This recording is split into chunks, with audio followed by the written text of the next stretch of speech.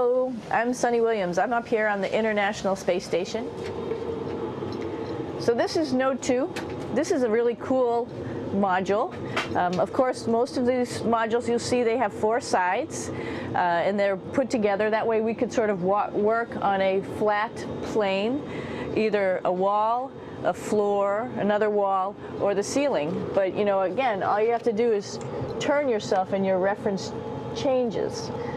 The reason I'm bringing that up is because this is where 4 out of 6 of us sleep. And so people always ask about sleeping in space. Do you lie down? Are you in a bed? Not really, because it doesn't matter. You don't really have the sensation of lying down. You just sit in your sleeping bag. So here's one sleep station right here. I'm going in right now. You can follow me if you want. So I'm inside. It's sort of like a little phone booth, but it's pretty comfy. I've got a sleeping bag right here that we sleep in, so we don't have sort of like a little bit of a cover. We don't fly all over the place. But you know, you can sleep in any orientation. I have it sleeping, feeling like I'm standing up right now, but like you saw, I'm on the floor. But it doesn't matter if I turn over and I sleep upside down. I can't have it, I don't have any sensation in my head that tells me that I'm upside down, so it really doesn't matter. The sleep station is also like a little office. We've got a computer in here. As you can see, we've got a couple little toys. I've got some books. I've got some clothes and other things that make it sort of like home. I'm coming out. And just for reference, that's one sleep station. This one's another. Right here. There's one on the ceiling, if you want to call it. Right here. And then there's a 4th on the other wall over here. So all of us sleep in a little bit of a circle. All right, come on back. There's more to show you.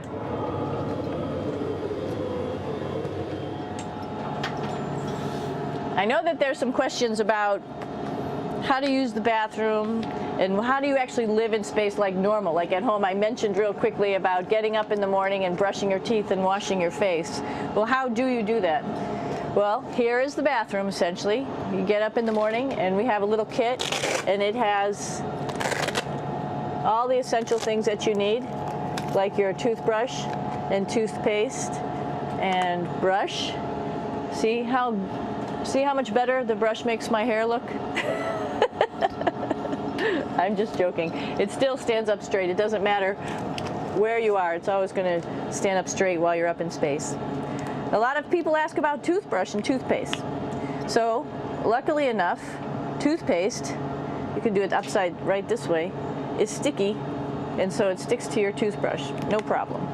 Another cool thing is that water sticks to your toothbrush too. If you can see it, I'll have some water come out. The water is pretty neat up in space. It'll stick to your toothbrush and it will make a big bubble. And that's just by surface tension. And then you can drink it. So a lot of people ask about what do you do with the toothpaste after you brush your teeth.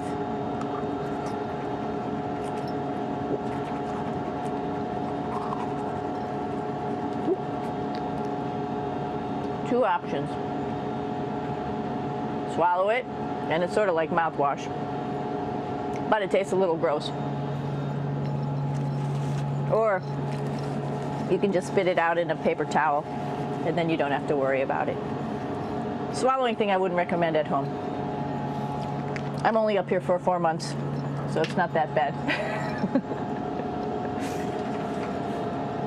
One of the most pressing questions about living in space, of course, is the bathroom. So let's take a look at that little piece of work. Come on in.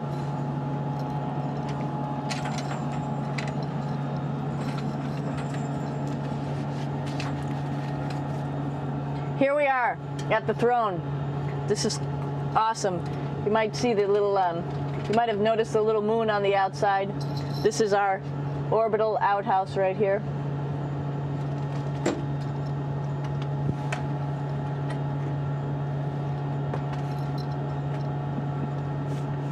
And of course, it serves for two functions.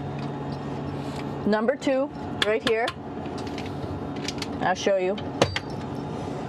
But you see it's pretty small, so you have to have pretty good aim, and you'll be ready to make sure things get let go the right direction. And it smells a little bit, so I'm closing it up. And that's of course for number 2.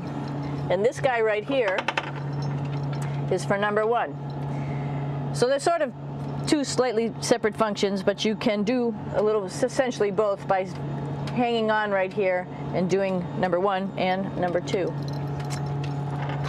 I might add it's color coded, so you really don't get it mixed up, which is nice. This is yellows for number 1. And also there's a selection of paper. People always ask about toilet paper. What do you do with toilet paper? What kind of toilet paper do you have?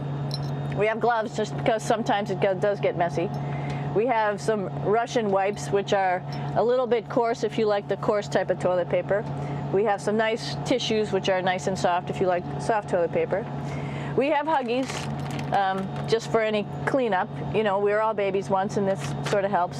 And then if things get really out of control, we have disinfectant wipes, just to make sure we clean up here. Because, you know, just like the water I showed you, the number 1 stuff can sort of go all over the place if you don't aim correctly.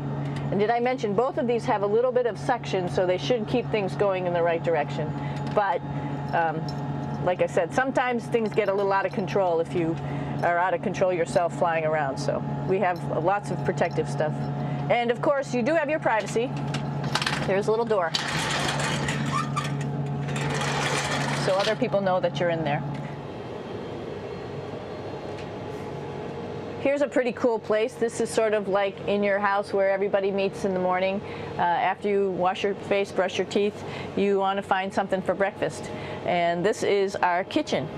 You might notice there's all sorts of foods here. It's like opening the refrigerator. You got all your different stuff that you want to have: drinks, meats, eggs, vegetables, cereals, bread, snacks. And that's a good place. That's where you find all the candy. Side dishes, and then some little power bars just in case. So we have all this type of food. Some of it is dehydrated, and so we have to hydrate it, fill it up with water. Some of it is already made, and then all we have to do is heat it up. So something like this, I'm pulling out barbecued beef brisket. Pretty yummy. Not only is this food made in the US, but we also have food here from Japan. We've got Russian food. As you can see, all these red containers are filled with food that's from Russia. And then we get some of our specialty stuff, some things that we like, some of our favorite stuff that your family can send up. In fact, I like fluffernutters, and so I got sent up some fluff so I could make my fluffernutter with peanut butter. So you have a lot of food up here, no problems. Now, I'm going to say where we are. So right now, we're in the Japanese laboratory. It's one laboratory out of many here on the International Space Station. It's actually on the left-hand side.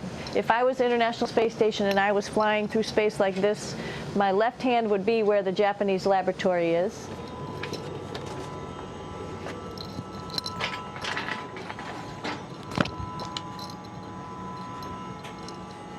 So now again, we're on the right-hand side, all the way on the right of the International Space Station.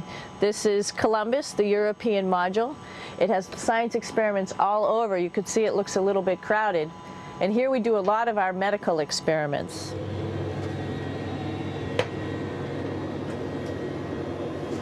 Here we are in the U.S. laboratory. Again, this is a laboratory with science experiments on all of the walls here, all sorts of stuff that we do. And one of the things we also do is we exercise. We have some exercise equipment on board the space station. We need to do that because we lose bone density and muscle mass while we're up here, and that's a result of not having to fight against gravity. So how we keep ourselves in shape are with a bike, a treadmill, and a weightlifting machine. This is the bike. You notice the clip pedals. So all you need to do is actually clip your feet in, and then you can start pedaling. You don't need a seat because you don't sit down. Actually, I haven't sat down for 6 months now, so you don't need any type of seat. Just make sure you're held in with your pedals. You probably see that the bike bounces around a little bit. As I move it, it's not steady and held to the wall firmly. And the reason for that is the space station is pretty big. You saw that there's also solar arrays on the space station. If we start putting any forces into the space station, it's going to make those solar arrays bounce around a little bit. So to prevent that, the machines bounce around a little bit, move around a little bit, and that way we don't put any forces onto the structure of the spacecraft out to the solar arrays. All right, a little farther on. Come on.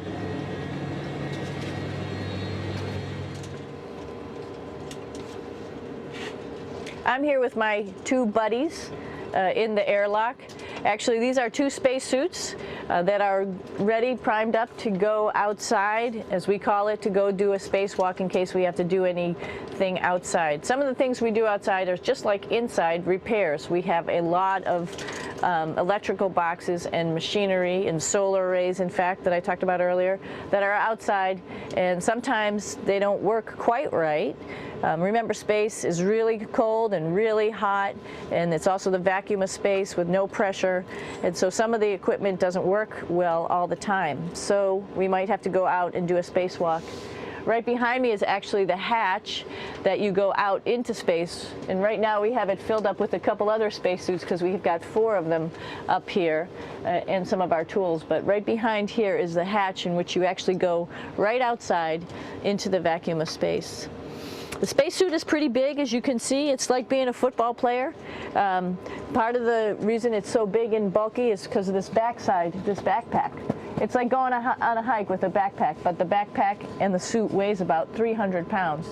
Luckily in space, nothing really weighs anything, so you don't feel that it's so heavy. But we need to have such a big suit because that guy back there is essentially the heart of the spacecraft. I call this actually a spacecraft. It has all the oxygen for you. It has all the carbon dioxide removal system for you. It also has a heating and cooling system to make sure to regulate our body temperatures while we're outside. It also has a computer, so it tells you on a display here if there's anything that's going wrong with the suit, if we're running out of oxygen, if we have too much carbon dioxide, or any type of electrical problem. So it's a pretty awesome little spacecraft, and actually got to go out, use my little spacecraft a couple times, and it worked like a charm. Lucky that it works very nice. You might want to see what the helmet looks like. It's pretty cool too. We don't usually go out like this, so you usually can see when the helmet's open. So you can see what it looks like inside. Somebody's little head would be inside of here. So you can see, you can turn your head all the way around while you're inside of there, but the helmet stays still. So that's determines how far you could see. And it's usually pretty sunny out there, so we have to wear our sunglasses, and this is our sunglasses right here, which make you look pretty cool.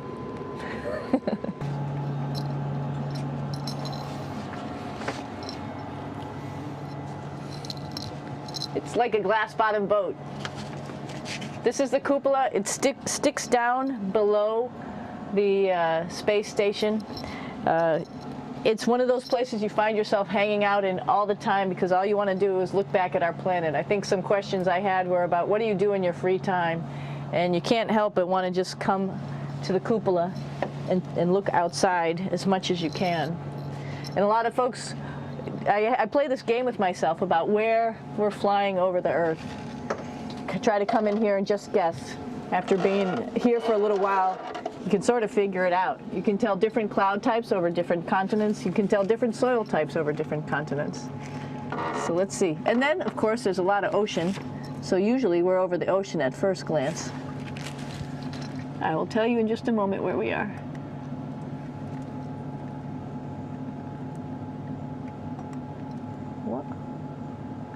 There we go. Oh, right now we are right over Africa. It's a little bit cloudy, as you can tell, but we're right over the continent of Africa. Hey, what's that?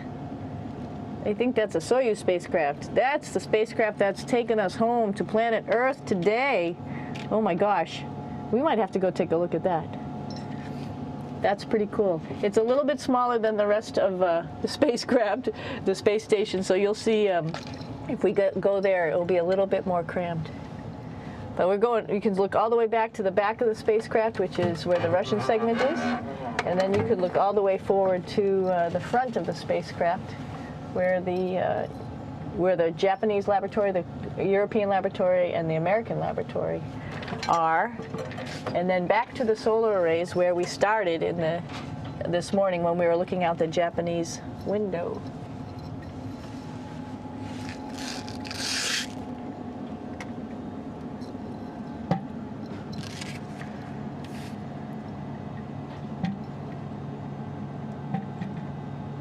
So other questions that were here are, what would you recommend as a job, if so, and to what type of person would want to be an astronaut? I think people who would like to explore, of course people who like math and science, that's what this is all about. We have people in the office who are doctors, teachers, veterinarians, engineers, pilots, so all sorts of people become astronauts, and I think if you see it's just sort of cool, so I think people who like to do a little adventure and like to do cool stuff probably usually become astronauts. Hey, one thing I didn't show you, or I talked about but I didn't show you, was the exercise, another piece of exercise device, which is the advanced resistive exercise, and that's what this is right here. This is ARED, and you could probably see this bar. Let me just do a little bit of maneuvering here. Stand by. You have to set it up just like at any other gym.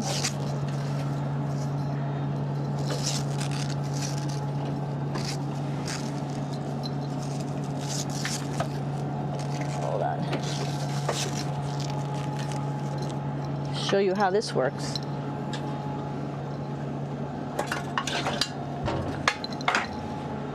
So you can see you can change your attitude just by going from one module to the next, going up from the cupola down here. This is what we call the ARED, and with this you can lift weights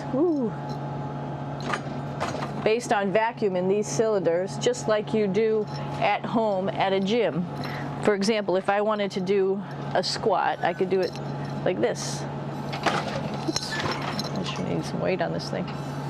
I'm not lifting with anything, so it's too easy. One of the cool things you could do things that you can't do at home. For example, single leg squats with just one leg, because the other leg, you won't fall over. So all sorts of stuff. You can also do bench press. We have a bench that we could add on here, so you can work on your beach muscles.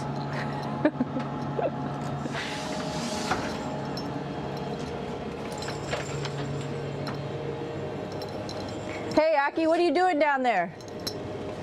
Crashing things. This is one of the cool things about space, too. It sort of looks like there's a big old hole here, but you don't even think twice about it. You could just jump over the hole, or if you want, you can go jump into the hole. I'm coming down. Woo!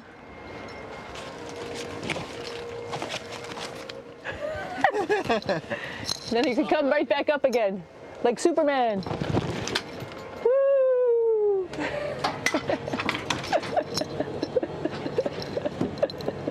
We're lucky we have a really cool big space station that you can fly around in. That's actually called the PMM. You might have saw it out the window. It's a big silver canister.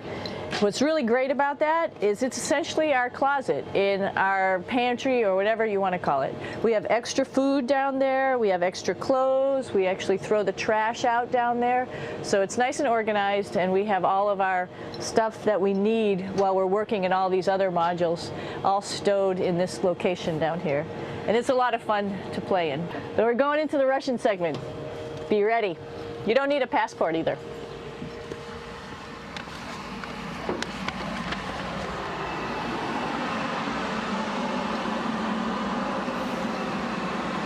It goes a lot farther back than this.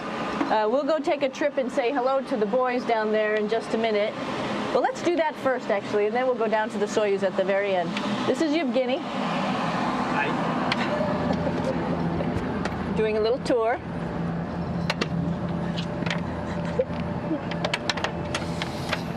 This is the FGB, and what's cool about this module, it is actually the very first piece of the space station that came up in 1998.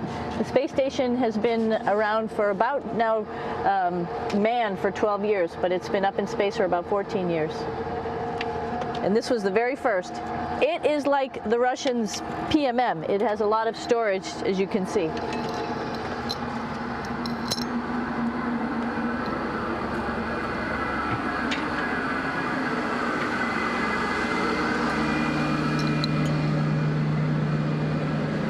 Можно? Снимаем. Чуть-чуть. So here we are in the heart of the space station, really. This is the service module. This is the central post. In case we had any problems, I know a couple of the questions were about what type of things do you have to worry about. And some of the things we have to worry about in space are fire. If we had a fire, if we had a depressurization, like we were hit by a micrometeorite and it made a hole, or if we had some type of toxic atmosphere. We use ammonia for our radiator, so there is a possibility that ammonia could come into the vehicle, and then it would be bad for all of us. If we have any of those problems, we come right here, which we call the central post. It is the main heart of the space station. It was also the first computers that came up here that ran the space station. And so behind this wall right here are these main computers. So we gather here as a group of 3 or 6 and then figure out how we're going to either fight the fire, patch the hole, or solve the toxic spill. And what's cool about this module, of course, it's the central post. It also has great windows right down toward Earth. It has controls to fly in visiting spacecraft if they need some assistance right here. It has Russian computers as well as American computers to help us control anything we need to on the space station. It's a couple of our crewmates back there, Oleg Novinsky on the right and Yuri Malenchenko on the left. And there's also a second bathroom here, which is really cool because 6 of us going to one bathroom is really tough. And so there's one bathroom here and one bathroom on the other side where I showed you. And you can probably see on the wall behind Oleg and Yuri some of the heroes of the space program. Korolev, Sergei Korolev, who was a chief designer of putting men into space. And of course on the right-hand side, Yuri Gagarin, the first man to go into space. So just reminds us of our roots. Yuri, what are you doing? Что делать? Coffee. Making coffee. Yeah. Oh, black coffee. Yeah. Looks good. Okay. Спасибо. We're going to check out our Soyuz real quick. Make sure it's ready to go. All right, back to the Soyuz.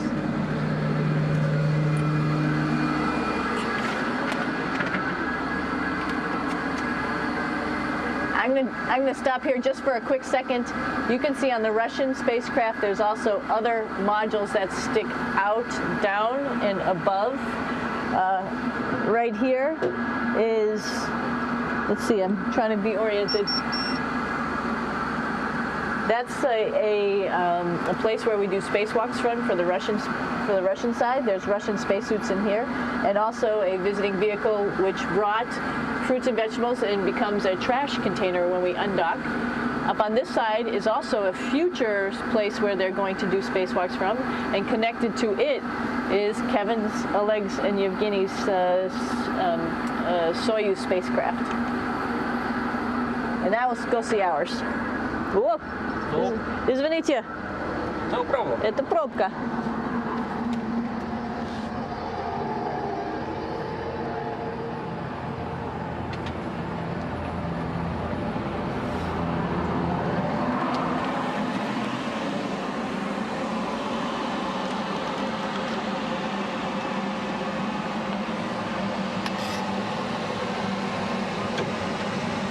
Coming down.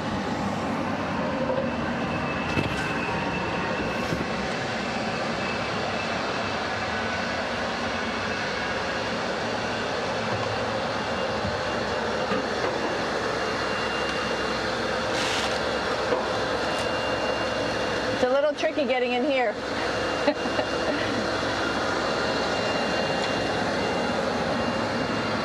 This is the docking probe right here, this big thing. This helps us connect to the spacecraft. This probe actually sticks into this cone, and that's how the spacecraft, our Soyuz, becomes connected to the ISS initially. That is then replaced by clamps, which are around here, that will allow the two spacecraft to be stuck together. And then you can remove the probe and the cone.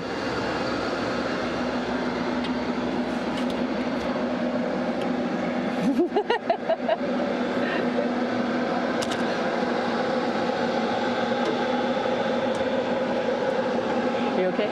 All right, so here we are in the Soyuz. This is what we call the BEO, the living compartment, Bytovoy Otsek in Russian. It also has a little bathroom. It's not as good as the other bathrooms, so we try not to use it too much. It has drinking water in it if we need something to drink. And then, of course, it's filled up with a lot of cargo for us. Bringing up and also bringing back down. It has a second purpose when it comes back to Earth. It serves as a garbage container. During the descent, we'll get rid of this area right here, and everything that's in it will just burn up as it's coming into the atmosphere, so that way we can get rid of a little bit of trash. But the main area where we were on launch and where we're going to be on descent is down here, because we're not part of the trash. So we're in a safe place. So we're in the descent module, SA. It's a little small, but you can get in.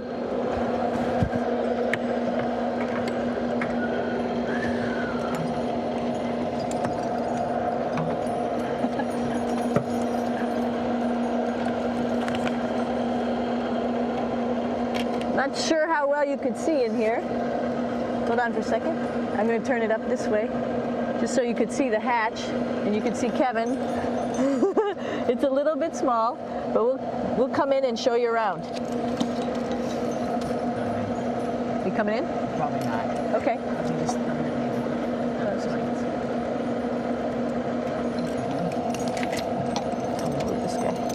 Got to move a couple things. We were just starting to get ready. We're preparing a couple days ago for our ride home. It's a little bit squishy, but everybody asks, how do you sit in the Soyuz? And you sort of sit in your seat like this. The seat is molded to your body, and so you can just sort of squish in here and be pretty relaxed. Everybody has a handmade seat for them. And then, of course, there's a control panel, and that's where we do most of our actions and work right here. There's hand controllers which you can fly the vehicle with, and there's a stick right here primarily used for communications when we're trying to talk to the ground. So 3 of us fit in here. Like I said, it's a little squishy, but somehow it seems like we all managed to get in here and fit pretty well, and it's a pretty safe ride home. You're probably wondering, what's all this junk behind us? Well, it's all of our parachute, first of all, and then it's all of our survival gear, just in case we end up landing in some strange place on the planet and nobody's there to rescue us right away. We have all sorts of survival gear with us, keeping us safe in here. So they've pretty much thought of everything. And we'll be home on the planet within the next 12 hours. Pretty shocking.